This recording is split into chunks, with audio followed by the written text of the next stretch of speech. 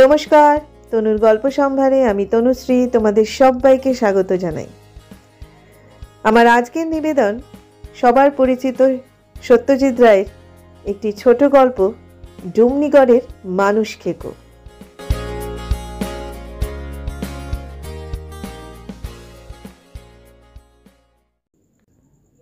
আমি তখন ছিলাম ডুমনিগড় নেটিভ স্টেটের ম্যানেজার, বললেন তারিণী খুড়ো। ডুমনিগড় ম্যাপে আছে? জিজ্ঞেস করলো ন্যাপলা। ন্যাপলার মুখে কিছু আটকায় না। তোর কি ধারণা ম্যাপে যা আছে তার বাইরে আর কিছু নেই? চোখ কান কুঁচকে বিস্ময় আর বিরক্তি দুটোই একসঙ্গে প্রকাশ করে বললেন তারিণী খুড়ো। ম্যাপ তৈরি করে কারা? মানুষে তো। ভগবানের সৃষ্টিতে ডিফেক্ট থাকে জানিস? জোড়া মানুষ সায়ামিজ টুইসের কথা শুনিসনি? হাতে 6টা করে আঙুল, বাছুরের 2টো মাথা, এসব শুনিসনি? ম্যাপে নেই ডুমনিগড়। এই নিয়ে ফিলিপসের অ্যাটলাস কোম্পানিকে কড়া চিঠি দিয়েছিলাম সেই সময়। তারা লিখলে, ভেরি সরি, আগামী সংস্করণে শুধরে দেব। দেয়নি যে সেটা স্রেফ গাফিলতি। ডুমনিগড় হচ্ছে মধ্যপ্রদেশের বাঘেলখন্ডে।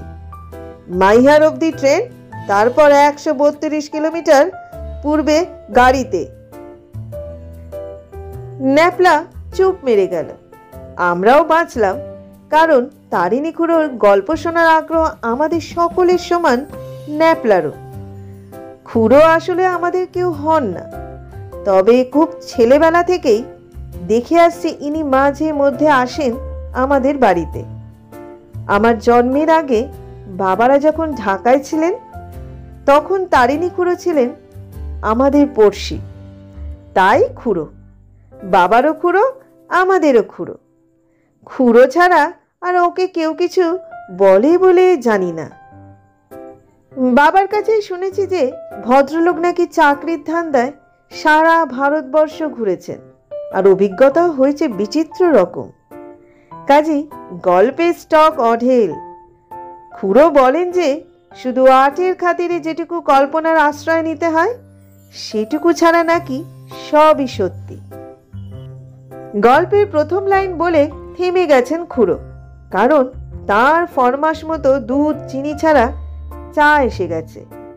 এই জিনিসটি একটু বেশি রসিয়ে রসিয়ে খাচ্ছেন দেখে ন্যাপলা অধৈর্য হয়ে বলল, ডুমনিগড়ে হলোটা কি? বলছি বললেন তারিণী খুড়ো। এই রুটি খাওয়ার অভ্যাস আমার ডুমনিগড় থেকেই। রাজা ভূদেব সিং এর হয়েছিল ডায়াবেটিস। এককালে 7 রঙের 7 রকম মিঠাই বরাদ্দ ছিল রোজ দুবেলা। তাছাড়া নিয়মিত মদ্যপানও করতেন। আমার ডাক পড়তো সন্ধ্যাবেলা যেদিনই খুলতেন সপায়ের বোতল। সপায় নামটা আমাদের সকলের কাছেই নতুন। অশিক্ষিতরা যেটাকে বলেন শ্যাম্পেন, বললেন খুড়ো। যাই হোক, রাজা একদিনে সব পরিত্যাগ করেন। আমার চোখের সামনে 16 স্টোন থেকে 9.5 স্টোনে নেমে গেল ওজন, আর সেই সময়টাই খুন হয়। খুন? আমাদের 5 জন শ্রোতার 5 রকম গলার একসঙ্গে উচ্চারিত হলো প্রশ্নটা। হ্যাঁ, খুন। রাজার 3 ছেলে, শ্রীপদ, ভূপদ আর অনুপ। ছোটটা রায়পুরে রাজকুমার কলেজে পড়ে। বড় দুটো পড়াশোনা শেষ করে ডুমনিগড়েই থাকে। বড় শ্রীপতি হলো খুনি। শ্রীপতির ইয়ার ছিল নারায়ণ শ্রীমল, ধনী ব্যবসাদার, ডুমনিগড়ের রাইস কিং পুরুষোত্তম শ্রীমলের একমাত্র ছেলে। জুয়ার আড্ডা বসত নারায়ণের বাড়িতে। এক সন্ধ্যায় তুমুল বচসা হয় শ্রীপদ আর নারায়ণে, প্রায় হাতাহাতি। শ্রীপদ জিতছিল প্রায় 20,000 টাকা। সেই সময় নারায়ণের হাতে তার জোচ্চুরি ধরা পড়ে যায়। নারায়ণ শাসায় তাকে খতম করবে বলে। যাই হোক, খেলা শেষ করে বাড়ি ফিরছিল শ্রীপদ। তখন রাত 11টা। হেঁটেই ফিরত। রাজবাড়ি থেকে শ্রীমলদের বাড়ি হাফ মাইলে। পথে পড়ে রাম সরোবর, ভারী সুদৃশ্য লেক। ঠিক মধ্যিখানে একটি শ্বেত পাথরের মিনি প্রাসাদ। নৌকা করে যাওয়া যায় সেখানে। সেই লেকের ধারে কে জানি রিভলভার দিয়ে গুলি করে শ্রীপদকে। পয়েন্ট ব্ল্যাক রেঞ্জ থেকে মেরেছে, এক গুলিতেই সাবার। পুলিশ নারায়ণকে সন্দেহ করে। সে যে শ্রীপদকে মারবে বলে শাসিয়েছে সে কথা জেরাতে আড্ডার সকলেই স্বীকার করে। কিন্তু শেষ পর্যন্ত উপযুক্ত প্রমাণের অভাবে নারায়ণ বেকসুর খালাস পেয়ে যায়। আমি অবশ্য খুনের সময় কাছেই ছিলাম। বলেন কি? আবার 5টা গলা একসঙ্গে। জোনাকি স্টাডি করছিলাম, বললেন তারিণী খুড়ো। সামনের দেওয়ালিতে রাজাকে কথা দিয়েছিলাম বিদ্যিমের বদলে একটা নতুন ধরনের বাতির বন্দোবস্ত করব। ইলেকট্রিক নয়, কাঁচের টিউবের অর্ডার দিয়েছিলাম।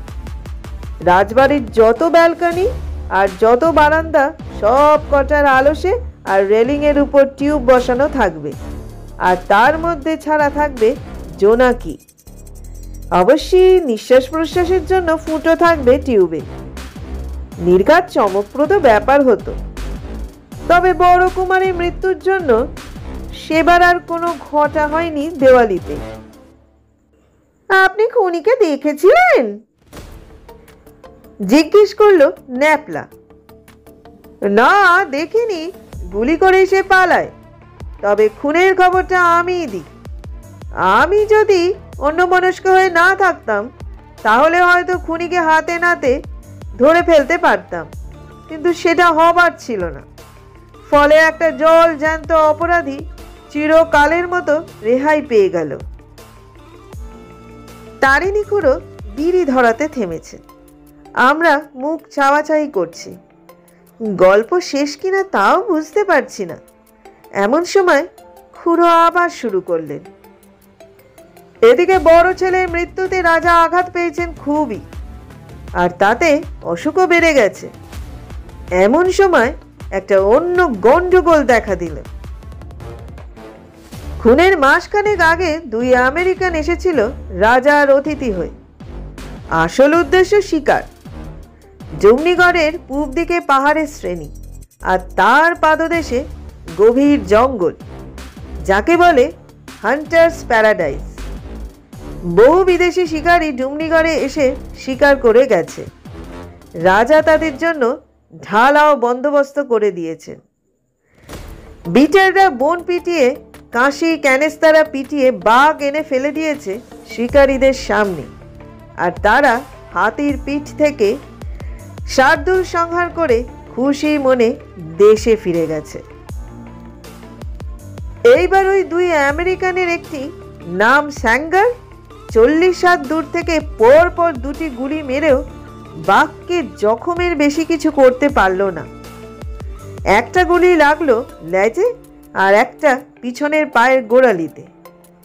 সেই বাঘ এখন হয়ে গেছে নরখাদক। এটা খুবই স্বাভাবিক ঘটনা। তোরা জানিস বোধহয়, পুলাম্বি হাড় আর ফুয়ারা পাহাড়ের নিচে এই 3টি গ্রাম থেকে 17 জন মেয়ে পুরুষকে ধরে নিয়ে গেছে সেই বাঘ। গাঁয়ের লোক রাজার কাছে এসে হত্যা দিয়েছে। ওই বাঘের শেষ না দেখা পর্যন্ত তাদের স্বস্তি নেই। বাঘের ভয়ে তারা বাড়ি থেকে বেরোতে পারে না। সেই সুযোগে তাদের ক্ষেতের ফসল খেয়ে নিচ্ছে হরিণ আর শুয়োরের দল। রাজা ডেকে পাঠালেন আমাকে। ট্যারি রাজা আমাকে ট্যারি বলেই ডাকতেন। ট্যারি, এখন তুমিই ভরসা। এই ম্যানিটারের একটা বিহিত না করলেই নয়। তোমার কি লোকজন লাগবে বলো, আমি দিয়ে দিচ্ছি। তুমি 2-1 দিনের মধ্যেই বেরিয়ে পড়ো। এখানে বলা দরকার যে মেজ কুমার ভূপতি সিংহ শিকারে সিদ্ধহস্ত। 23 বছর বয়স, কিন্তু এর মধ্যেই বড় বাঘ ছোট বাঘ মিলে সংখ্যা দাঁড়িয়েছে ৭৩। তবে এটা জানি যে রাজা মেজকুমারের খুব একটা ভক্ত নন, কারণ সে অতি উজ্জ্বল প্রকৃতির ছেলে। তাছাড়া মদ জিনিসটাকে একটু বেশি রকম পছন্দ করে। আমি মেজকুমারের হয়ে একবার সুপারিশ করেও কোনো ফল হয়নি। কাজেই আমাকেই রাজি হতে হলো। আমার তখন জোয়ান বয়স, সবে ৩০ পেরিয়েছি। চোখে মাইনাস পাওয়ারের পুরো চশমা সত্ত্বেও অব্যর্থ টিপ। কর্নেল হোয়াইট হেড নিজে হাতে ধরে বন্দুক চালানো শিখিয়েছেন আজমিরে থাকতে। যেখানে উৎপাতটা হচ্ছে সেখানে পৌঁছতে হলে একটা ছোট নদী পেরোতে হয়। সেই নদীর নাম লুঙ্গি। কেন জিজ্ঞেস করিসনি ন্যাপলা, কারণ উত্তর আমি জানি না। এই লুঙ্গিরই পাশে এক অসত্য গাছের তলায় মাস ৪ হলো এক বাবাজি এসে আস্তানা গেড়েছেন। এ খবর আমরা পেয়েছি। রাজা আবার হলিম্যানে খুব বিশ্বাসী। বলে দিলেন যাবার সময় আমি যেন একবার দেখা করে যাই। রাজা শুনেছেন বাবাজির কাছে নাকি অনেক রকম ওষুধ আছে। যদি ডায়াবেটিসের কোনো ওষুধ বলতে পারেন আমি যেন সেটা জেনে নিই। জানুয়ারি মাস, প্রচণ্ড শীত পড়েছে সেবার।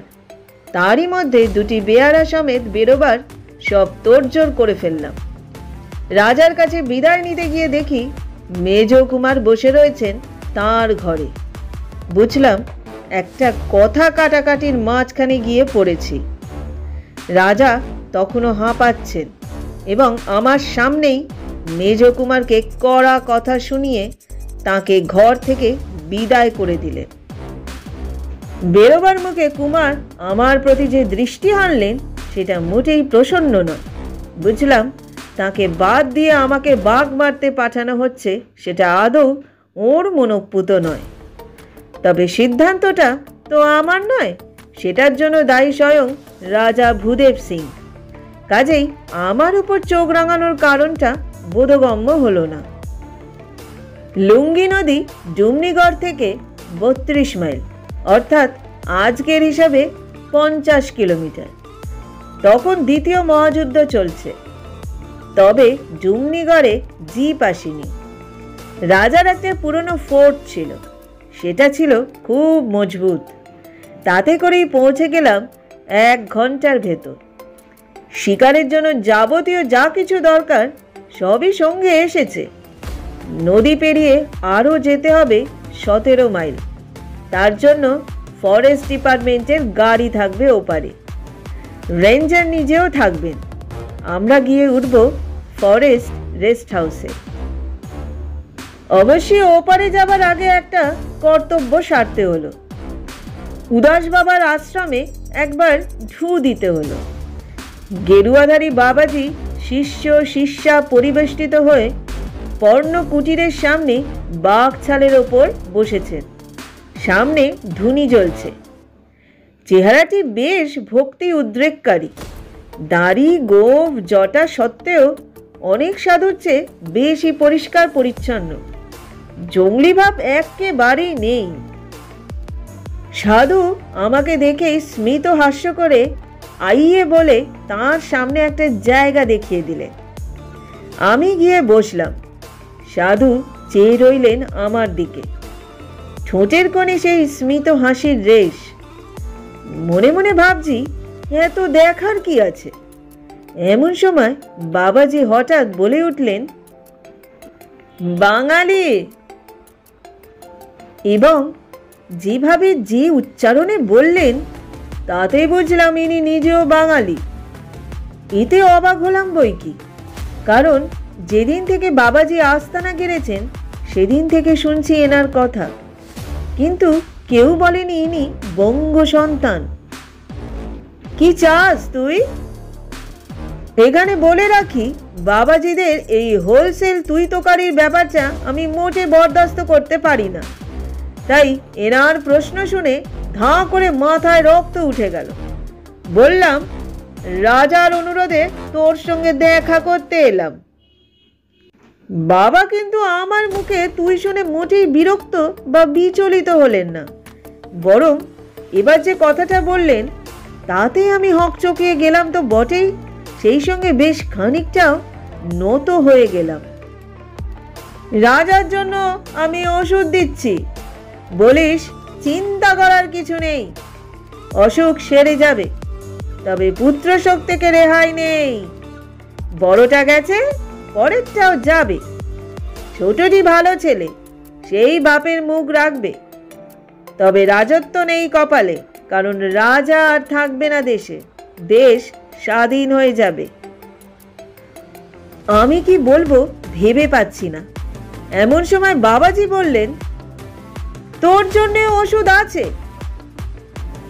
আমার ওষুধ? সে আবার কি? জিজ্ঞেস করলাম। কিসের ওষুধ? তুই বাঘের পেটে যেতে চাস? সেটা আর কে চায় বলুন? তাহলে আরো কাছে আয়। আমি আরেকটু এগিয়ে গেলাম সাধু বাবার দিকে। বাবাজি তার ঝোলা থেকে একটা কৌটো বার করে তার থেকে খানিকটা সবুজ মলম নিয়ে আমার কপালে ঘষে দিলেন। হিং আর কস্তুরি মেশানো একটা গন্ধ এলো নাকে। ব্যাস, আর ভয় নেই তোর। রাজার জন্য ওষুধ নিয়ে বিদায় নিলাম। মনে মনে বললাম, বাবাজির ক্ষমতা অসীম, কারণ আমার কাছ থেকে তুই থেকে আপনি সম্বোধন আদায় করে নিতে লেগেছে ঠিক 2 মিনিট। রেস্ট হাউসে পৌঁছে গেলাম আধ ঘন্টার মধ্যেই। গিয়ে দেখি সব ব্যবস্থা হয়ে আছে। আমি আসছি সে খবর আগেই পৌঁছে গেছে। 3 গাঁয়ে 3 মোড়ল এসেছে আমার সঙ্গে দেখা করতে। বললাম, আমার যতদূর সাধ্য আমি করব। শীতকালের দিন ছোট, তাই 4:30-এর মধ্যেই বনমোরগের রোস্ট খেয়ে বেরোবার জন্য তৈরি হয়ে গেলাম। স্থানীয় শিকারী সুখদেও তিওয়ারি আমাকে সাহায্য করছে। সে মাচা বাঁধার জন্য গাছ বেছে রেখেছে সমতল জমি যেখানে শেষ হয়ে পাহাড় শুরু হয়েছে সেই রকম একটা জায়গায়। কাছাকাছির মধ্যে বাঘের পায়ের টাটকা ছাপ পাওয়া গেছে। একটি মোষও কেনা হয়েছে টোপ হিসেবে। সব মিলিয়ে ব্যবস্থা ভালোই। আমি একাই থাকবো পাহারায়। সকালে শিকারী ও কুলির দল এসে আমায় মিট করবে। তার মধ্যে যদি কাজ সারা হয়ে যায় তো ভালোই, নইলে কাল সন্ধ্যা থেকে আবার বসতে হবে। এভাবে কতদিন চলবে জানা নেই। রেস্ট হাউস ছাড়বার মুখে আরেকটা গাড়ির আওয়াজ পেলাম। এই আওয়াজ আমার চেনা। এ হলো মেজ কুমারের পন্টিয়াক চূড়ার। ব্যাপার কি? মেজ কুমার গাড়ি থেকে নেমেই কারণটা জানিয়ে দিলেন। বললেন বাবাকে বলে রাজি করিয়েছেন, তিনিও আমার সঙ্গে নরখাদকের সন্ধানে যাবেন। এমন একটা গুরুদায়িত্ব শুধু একজনের ওপর দেওয়ার কোনো মানে হয় না। দাদার মৃত্যুতে বাবার বুদ্ধিশুদ্ধি সব লোক পেয়েছে। কথাটা শুনে আমার মোটেই ভালো লাগলো না।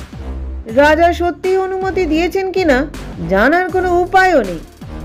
আমার ধারণা তিনি বারণই করেছেন, কিন্তু ঈর্ষাবশত ইনি নিজেই চলে এসেছেন। কি আর করি, মনিবের সন্তান, তার সঙ্গে তো আর ঝগড়া চলে না। তখনই তেওয়ারিকে বলে একটা দ্বিতীয় মাচার বন্দোবস্ত করা হলো। তবু ভালো যে মেজকুমার তাঁর নিজের জন্য শিকারের সব সরঞ্জাম সঙ্গেই এনেছিলেন। দুজনে গিয়ে উঠলাম মাচাতে। আমারটা শিমুল গাছ, ওনারটা বাদাম। আমাদের রেখে দল ফিরে গেল। আমরা রাত্রি জাগরণের জন্য তৈরি হলাম। নিচে থেকে যাতে বাঘ বুঝতে না পারে তার জন্য দুটো মাচার নিচেই লতা পাতা দিয়ে কেমুফালাজ করা হয়েছে। ব্যবস্থা পাকাপোক্ত। কুমার দেখি মাচায় উঠে ব্র্যান্ডির বোতল খুলছে। আমি ইশারায় তাকে বারণ করার চেষ্টা করলাম। তিনি আমার দিকে চেয়েও চাইলেন না। অন্ধকারটা যেন একটু আগে হলো মনে করে আকাশের দিকে চেয়ে গাছের ফাঁক দিয়ে দেখি কালো মেঘে দিগন্ত ছেয়ে গেছে। 6টা নাগাদ বিদ্যুৎ ও বজ্রপাতের সঙ্গে মুষলধারে বৃষ্টি নামলো। বাঘ বৃষ্টির তোয়াক্কা করে না, শিকারীরও করা উচিত নয়, কিন্তু শীতকালে বৃষ্টি বলেই বোধহয় অনুভব করলাম ওভারকোট ভেদ করে বরফের মতো ঠান্ডা জল আমায় কাঁপুনি ধরিয়ে দিচ্ছে। এমনিতে আমার অসুখ বিসুখ হয় না বললেই চলে, কিন্তু সর্দি জিনিসটাকে আমি বড় ভয় পাই। এটা চিরকালের ব্যাপার। যখন একটা হাঁচি হলো তখন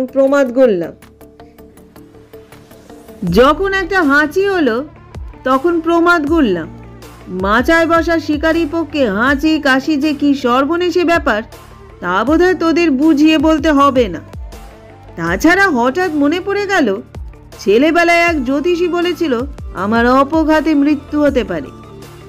একে বাজ পড়ছে, তাই গাছের উপর বসা। পরিস্থিতিটা মোটেই ভালো লাগলো না। এবার কুমারকে ইশারা করে জানালাম আমি মাচা থেকে নেমে পড়ছি।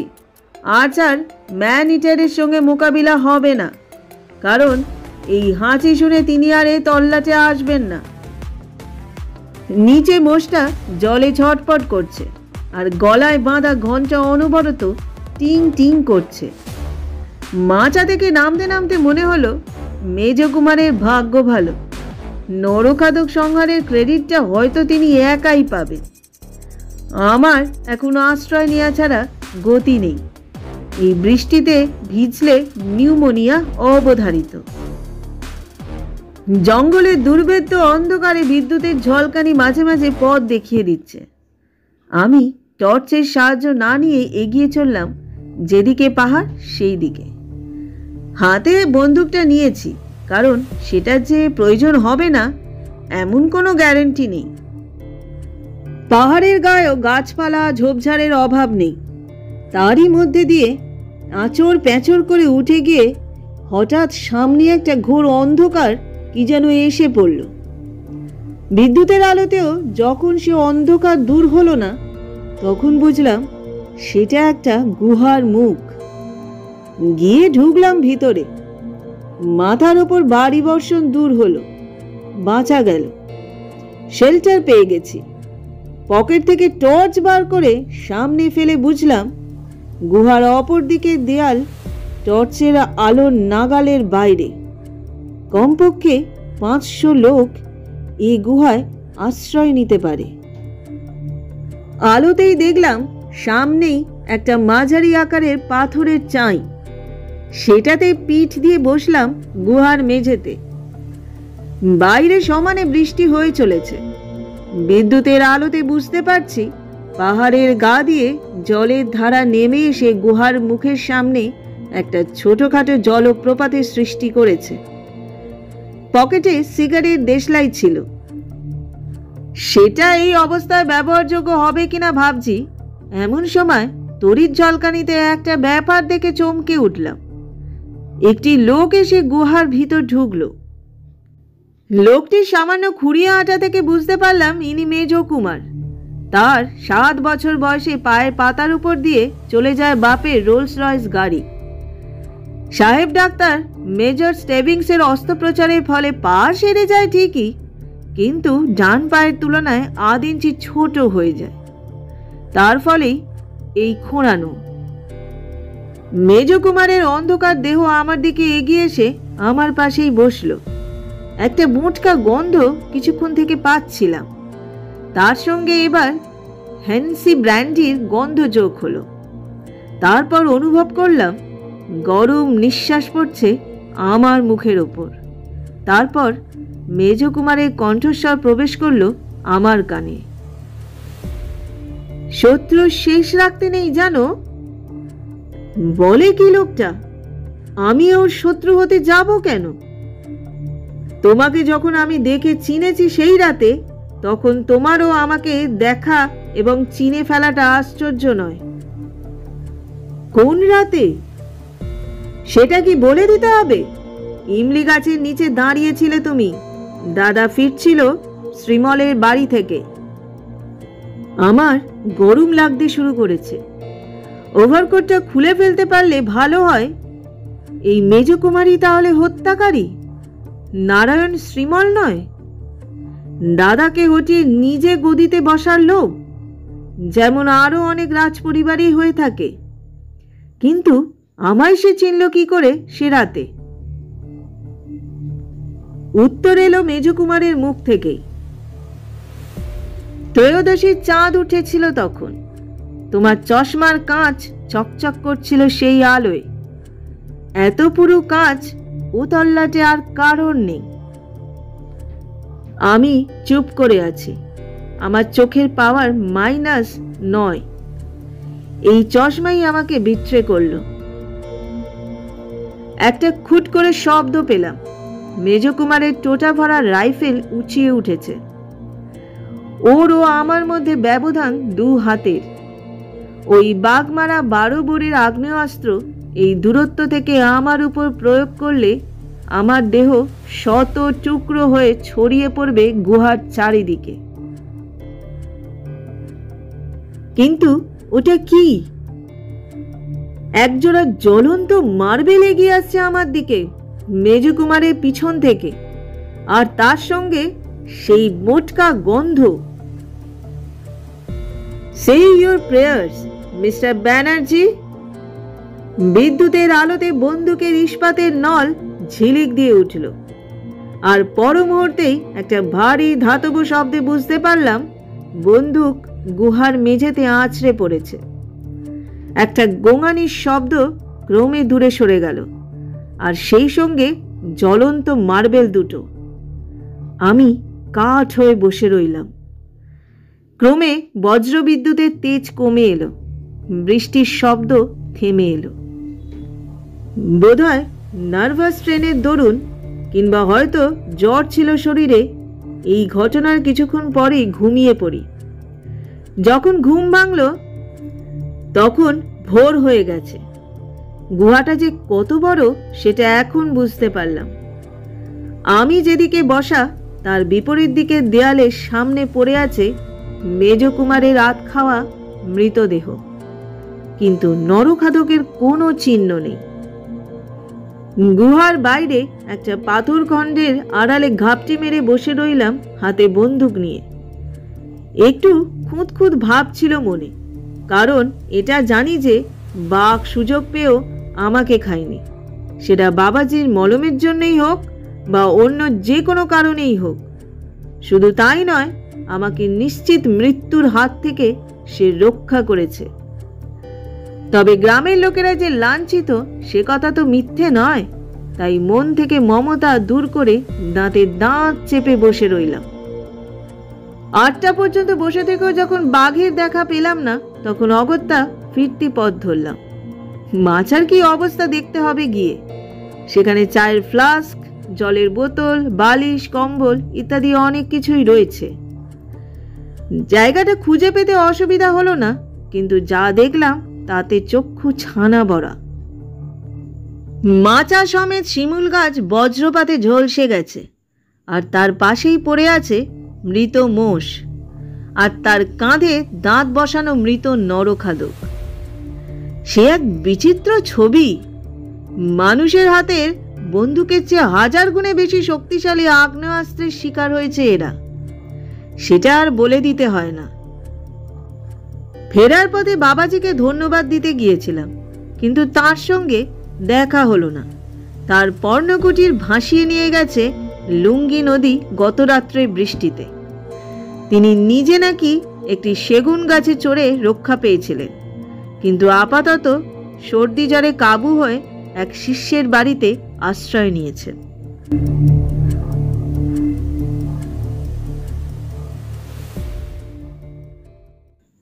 এতক্ষণ তোমরা শুনছিলে সত্যজিৎ রায়ের একটি ছোট গল্প, ডুমনিগড়ের মানুষ খেকো। গল্পটা তোমাদের কেমন লাগলো অবশ্যই জানিও। আমাদের গল্পগুলি যদি তোমাদের ভালো লেগে থাকে তাহলে তোমরা কমেন্টের মাধ্যমে অবশ্যই জানিও। আজকের মতো বিদায় নিচ্ছি। আবার আসবো অন্য আরেকটা নতুন গল্প নিয়ে। সবাই ভালো থেকো এবং সুস্থ থেকো ও সাবধানে থেকো। আর হ্যাঁ, যারা এখনো পর্যন্ত আমার চ্যানেলটাকে সাবস্ক্রাইব করোনি, যদি যোগ্য মনে হয় চ্যানেলটাকে সাবস্ক্রাইব করে দিও এবং পাশে থাকা বেল আইকনটি প্রেস করে দিও।